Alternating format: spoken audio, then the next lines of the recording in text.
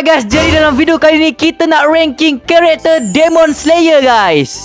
Ini pun antara salah satu ramai orang yang request, so aku buat lah kan. Wih, terang betul cahaya matahari ni. Sebelum tu guys, kalau korang suka Demon Slayer, jangan lupa tekan button like dan tekan dulu button subscribe tu guys. Alright, karakter yang pertama ni, Tanjiro Kamado. Tengok, kau punya abang tu. Ni, kau punya abang tau. 3. Wush. Serius ah? Yang kedua pun dia dah bagi macam ni. Aku sebagai peminat Uzui Tengen, aku letak nombor 1 lah. Peminat Uzui Tengen bro. Mak kau jatuh pula awet aku. 10.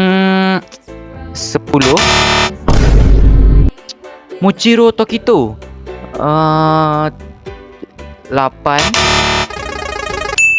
Shinobu Kocho 6.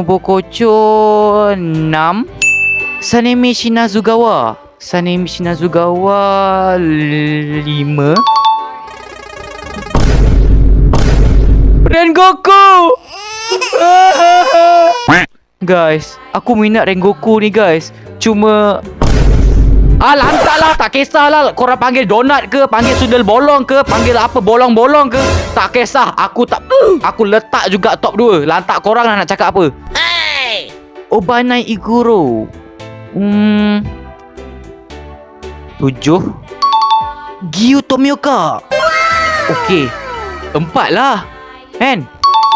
Apa benda dia ni?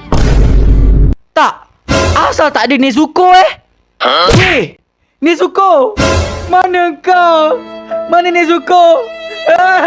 Aduh. Korang nak aku ranking apa lagi guys? Cuba korang komen dekat bawah.